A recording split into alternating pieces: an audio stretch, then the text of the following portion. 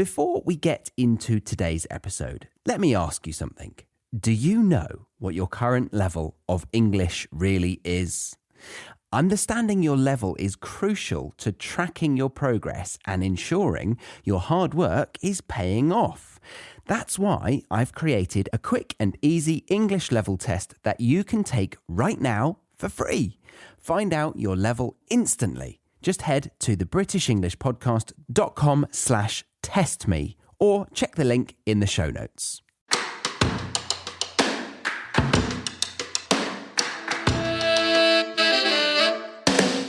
Hello and welcome to a bite-sized episode of the British English Podcast. This time I have a conversation with my partner, or fiancée, Stacey.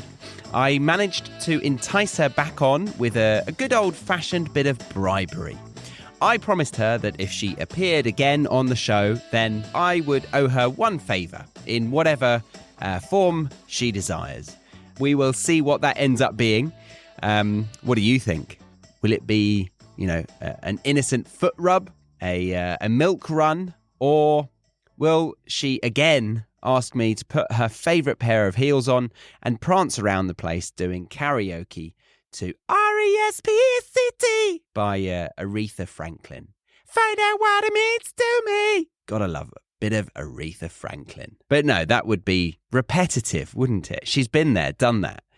No matter what she gets me to do, you don't need to worry about it. Seriously, forget what I've imprinted in your imagination right now. It's not healthy for you. Let's focus on the conversation this episode will bring us. We get personal. We touch on some values we have, some irritations, and what we have learnt from one another. Have you ever wondered if you're making real progress in your English learning journey? Knowing your level is the key to recognizing your improvements. I have a fantastic tool for you, a free English level test that gives you an instant result. Take a few minutes now to discover your level and continue your learning journey with confidence. Visit thebritishenglishpodcast.com/testme or click the link in the show notes to find out your level of English today. So grab yourself a cup of tea, a hobnob or two perhaps, and enjoy the episode.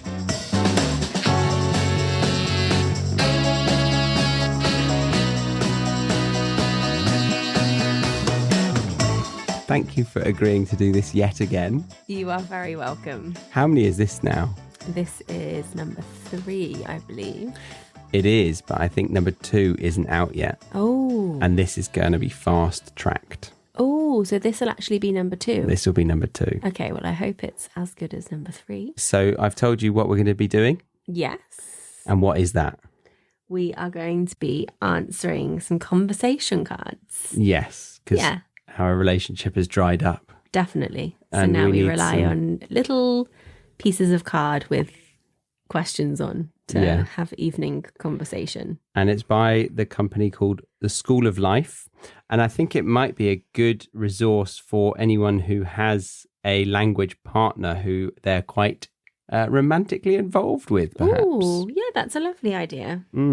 It's called Connect. And the line under that says, remember why you matter to one another. Aww. Cute. So there's 5 categories. Mm-hmm. And you normally have to roll a dice to determine which category you're going to choose a card from. And then we've got a colour there. I'm colourblind, so this doesn't really work very well for me. So I'm going to rely on you. Okay. I could just say... Why is this pack in the bin? Because this one's a bit sexual and I thought it wasn't podcast friendly. Okay, we've put the sexual stuff aside for now. That's for a premium part. Yeah, far too erotic for Spotify. Okay, so it was that colour. What is that colour? That is this colour. Okay. To whoever designed this, they really should have made the colours more colourblind friendly. Agreed. Because some of the colours are very similar. I do feel for you. Okay. So I'm going to pick... navy for anyone. Okay. For anyone listening. Oh, so I read it to you? Okay. Sure. Hello, sir. Welcome to the British English Podcast Bed and Breakfast. How can I help you? Oh, yes, I'd like to check in early, please. I have a reservation under the name of Mr. Smith, and I'd like to listen to the podcast for free. Certainly. And would you like a turn-down service and a complimentary worksheet with your stay? Pardon me? A turn-down service and a free worksheet. What on earth are they? Let's see now, shall we? A turn-down service includes getting your bedroom ready for a night of sleep. In other words, I get in your bed, roll around in it, and then get back out. Oh, and the free worksheet is available for anyone listening to the British English Podcast. You can access it by going to the britishenglishpodcast.com/freebies. That's FREEBIES. By clicking the link in the show notes of this episode, or you can download the app called the British English Podcast app. It's rather impressive, as you can listen to every single episode and see the free worksheet on the same page. Very, very useful, and as I said, complimentary usage for any of our guests. So, how's about that turn-down service, eh? Fancy it? I think I'll pass on that, thanks, but I'll definitely be downloading the app you mentioned, yeah. Where can I get my hands on that, then? In your device's app store, sir. Search BEP for BEP or the British English Podcast. You can't miss it. Right. Yeah. Brilliant. Oh, what room number am I? Room number 325, sir. Take the lift up to the 3rd floor, take a left, and voila! Your home away from home awaits you. Right. Thank you. See you tomorrow at breakfast. Sleep well. Don't let the bed bugs bite, because we really do have an abundance of them on the 3rd floor. The question is, what would you want to warn the child version of yourself about? I like that question. Yeah? Well, randomly chosen. I think there's a lot that I'd like to warn my child version of myself about. We don't have all day. Yeah, this is a bite-sized episode. I think the first thing I would want to focus... Oh, no, but then I'd be subjecting them to what I think is right. And I know that I need to just let them work life out, because otherwise they'll think that I've made them think that, and then they won't appreciate that version. And the child version of yourself might need to find things out on their own. Exactly. One thing I think about quite a lot is meditation and mindfulness. If I make them, will they hate it when they're adults? Because I found it as an adult and I love it. So I feel like if my dad forced me to do it... Yeah, you'd probably have a different opinion on it. Yeah, like he forced me to learn science and he tutored me. And I didn't really like science for about 20 years. Let's hope he's not listening. I mean, I still got the grades, but I just didn't have a passion for it. Yeah, okay. He did well, if he's still listening. Nigel, if you're out there, I appreciate it. Okay, so, but you potentially would want to... But a child, mindfulness, I don't think children are very mindful. I tried to teach 8-year-olds how to meditate. Okay. And it kind of worked until they started crying. No, okay. Maybe some simple things. I've got one for you. Yes. So I want to teach a child version of you something. How to cook. How to cook. How to cook. Yeah. Yes. I actually feel like that's a very good skill for a child. Yes. I really agree with that. Yeah. Yes. I would like to teach the child version of me. I mean, the adult version of me also can't do this. Right. But if there were to be an opportunity for me to learn something as a child, it would be a language. Oh. Because I think now that I'm too old and busy and... She's wrong. She's naive. It's the very classic. Naive. But I just feel like I wish I had delved into that sooner in life, and perhaps I would have found it much easier. I heard something about this recently, and how a lot of people think that babies are able to absorb language much quicker than adults. But really, if you think about it, it takes them about 4 years to get a good sentence. Mm-hmm. Yeah, that's true. And we can do a good sentence in about a week, maybe way less. Yeah, that is true. And then it takes them probably about 10 years to actually have a fluent ability of a complex, with like advanced a good vocabulary, like grammar and everything. Yeah, you make a very good point. Mm-hmm. But still, it seems effortless because you've already done it when you're looking back on it. Yeah. Okay, next one.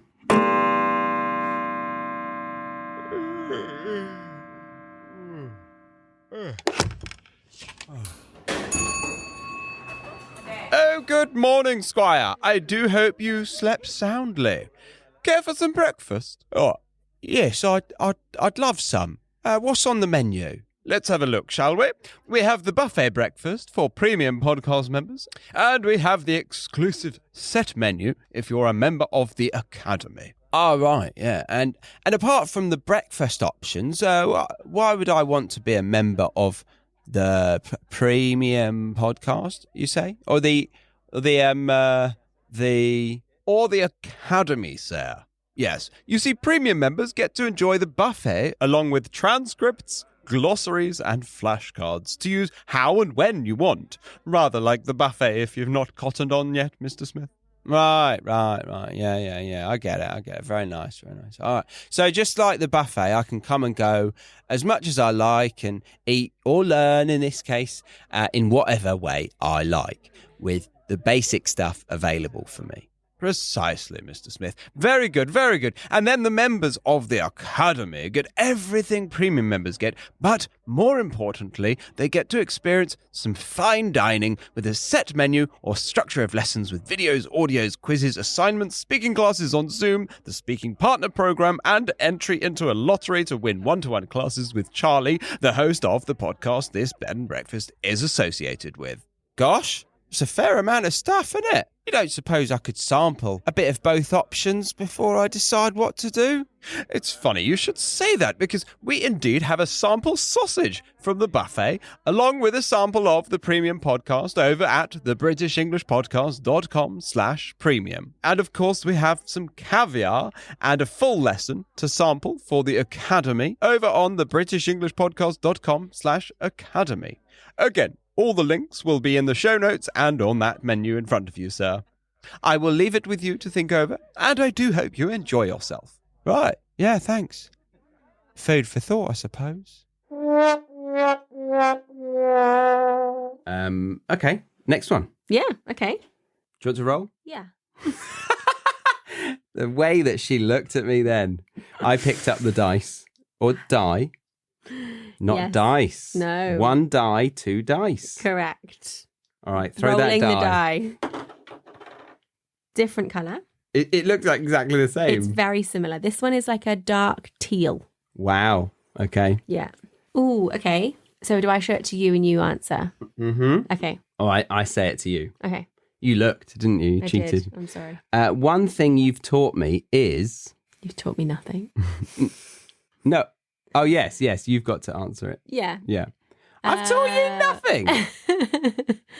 I mean, you've taught me how to speak on a podcast. Getting there.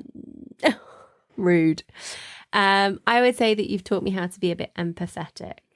Yeah. I wasn't the most... More sympathy, actually, rather than empathy. I still struggle with empathy. Whereas sympathy can, I will admit it, sympathy can be a little bit forced, but it still is a nice thing to give. I would say I'm now always mostly sympathetic, but not always empathetic. What are the differences between those two words? Sympathy is just showing your kind of caring and sympathetic nature. So if you were sick, I would actually show you the attention and like go above and beyond to help you, and that would be sympathy. But if I were to feel it naturally in my heart, then I think that is empathy. Am I correct, dictionary man? Let's see. So sympathy, feelings of pity and sorrow for someone else's misfortune. And then empathy, the ability to understand and share the feelings of another. I think you're right. Thank you. Very nice. Very nice. So what about understanding your emotions? Oh, yeah, maybe. But I'm resentful of that. Because I remember you said to me once, before I met you, I didn't know whether I was happy or not. Well, I was just happy. No, I you wasn't- just I lived. didn't acknowledge the fact. I didn't walk down the street and think, am I happy? Yes or no. I would just be walking down the street, happy and naive and just living life. Yeah. Whereas now I'm more aware of my emotions, or I acknowledge the highs and the lows more, which I have yet to decide whether that's a blessing or a curse. Episode 4. But yeah. Fair enough. I think you get more out of life this way. Mm-hmm. I think you do. I think you do. You appreciate the highs more.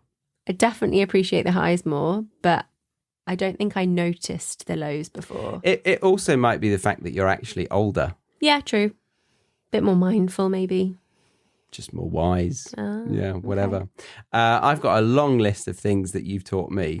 Really? But they're not so deep. They're Okay. more superficial things. Like how to wrap a present, how to cook a meal, how to tie your shoelaces. No, you've taught... I knew that one. I knew that one. How to do a facial. Oh, yeah. How to look after my skin.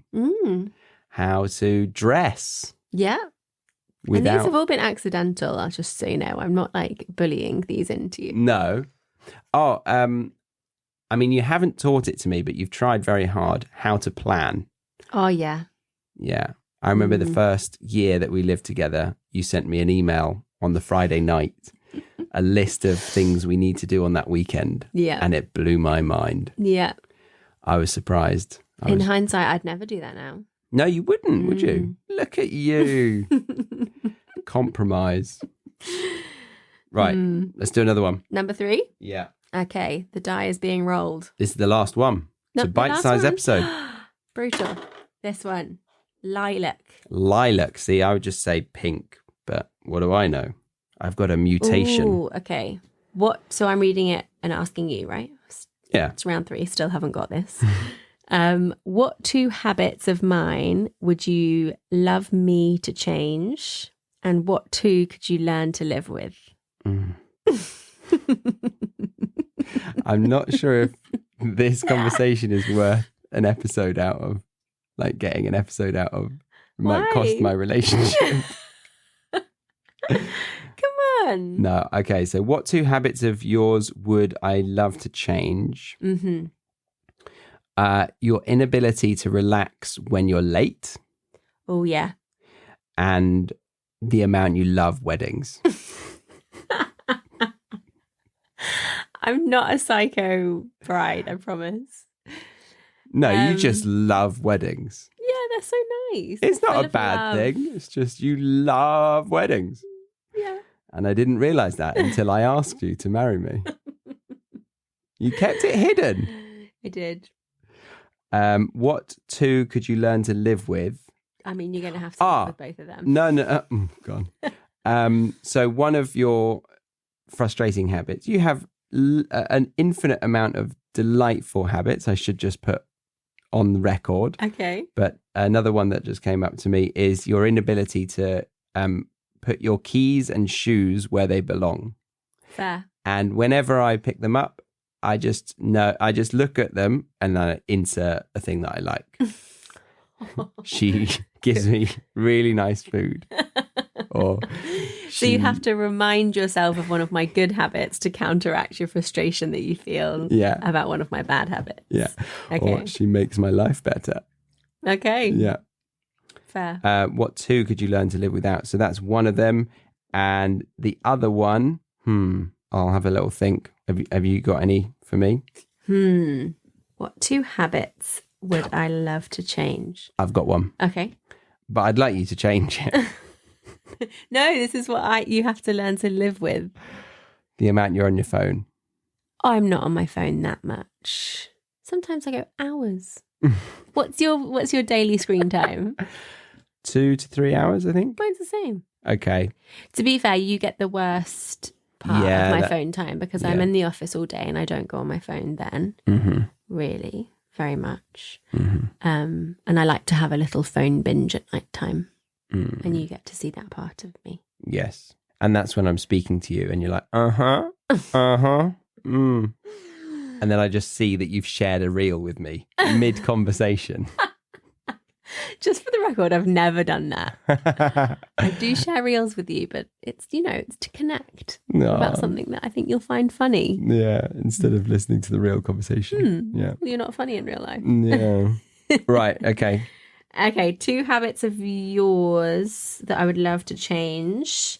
I've got a few. I struggled when I think about it.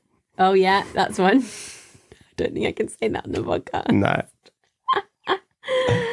I've got a lot that are just not podcast friendly.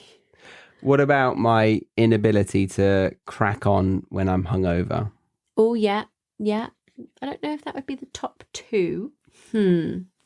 I guess you are working on it, so you're already getting there to changing it, but you do make me late, and that's, I find, very infuriating. Yes. You also resist my wish to plan, so you do everything in your power to not plan. Like, you want to do the opposite of planning. Like, I basically just sign myself up to planning for you to make your life easier, and you're just like, nope, no plans, just spontaneous all the time.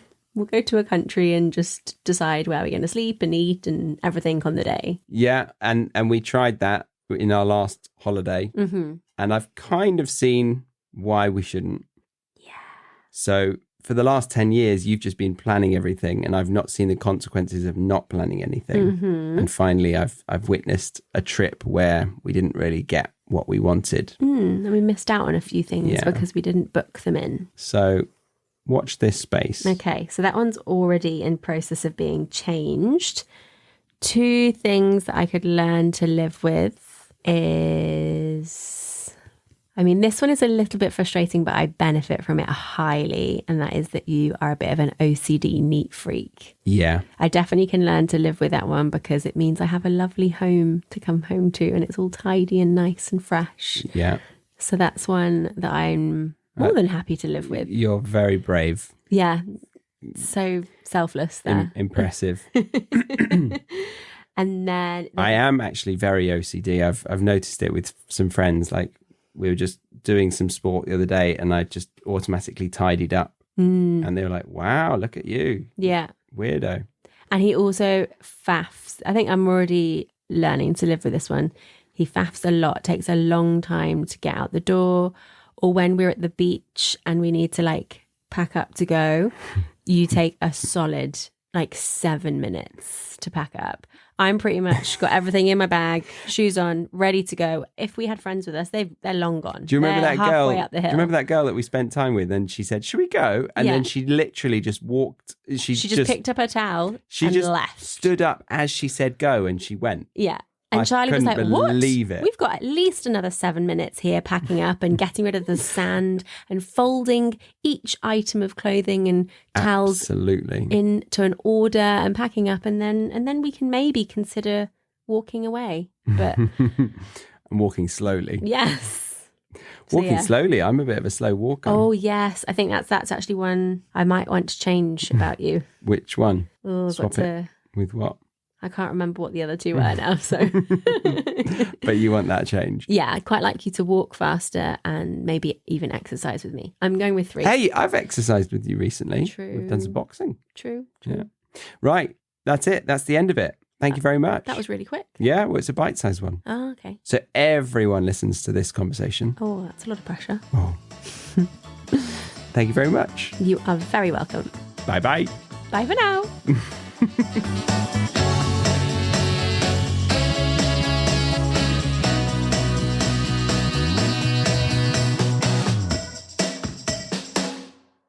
Thank you for listening to today's episode. Before you go, make sure you know where you stand in your English learning journey. I've created a free English level test that you can take right now to find out your exact level. It's quick, easy, and gives you instant results. Head to thebritishenglishpodcast.com/testme or check the link in the show notes. Because tracking your progress helps you stay on track. We can't use track twice, guys. No, let's do that again. Yep, we don't have time. Oh. All right, we'll just delete this last sentence then.